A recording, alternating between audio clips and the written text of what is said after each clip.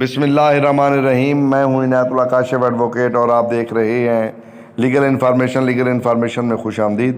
Section 25 ہے benefits claim and payments, کہ کون سا بینیفٹس کلیم کیسے کرنا ہے اور پیمنٹس کیسے ملنی ہے۔ تمام تر طریقہ کار آج کی اس ویڈیو میں۔ Employees old age benefits act 1976 کا نام آپ نے سن رکھا ہے، بار بار اس کا حوالہ آ رہا ہے، اور اس کا یہ سیکشن 25 ہے، سیکشن 25 ہے، جس کا ٹاپک ہے بینیفٹس کلیمز اینڈ پیمنٹس۔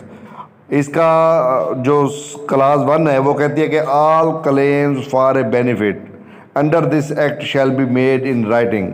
جتنے کلیم ہیں فوائد حاصل کرنے کے لیے اس قانون کے تحت، وہ تحریری طور پر داخل کیے جائیں گے۔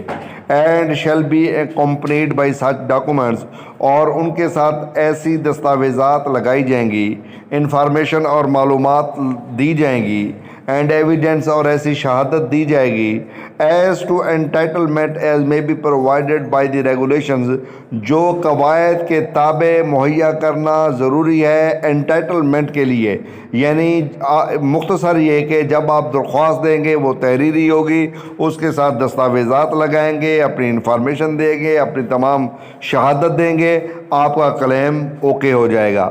اس کا جو سب ریگولیشن آپ کہہ لیں، سب 2 کلاس، وہ کہتی ہے کہ payment of a benefit shall be made in such manner, payment اس بینیفٹ کی ایسے طریقے سے ادا کی جائے گی، ایسے وقت میں ادا کی جائے گی، ایسی جگہ پہ ادا کی جائے گی جو ریگولیشنز میں بتا دی گئی ہیں۔ یعنی قواعد کے مطابق آپ کو پھر پیمنٹ کی جائے گی اسی طریقے سے جس کی قواعد نے اجازت دی ہے۔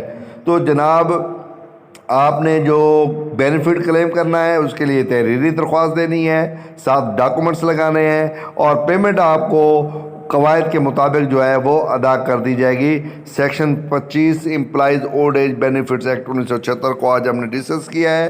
آپ کو کوئی بھی سوال ہو، آپ کمنٹ باکس میں سوال کر سکتے ہیں، جس کا ہم جواب دینے کے پابند ہوں گے۔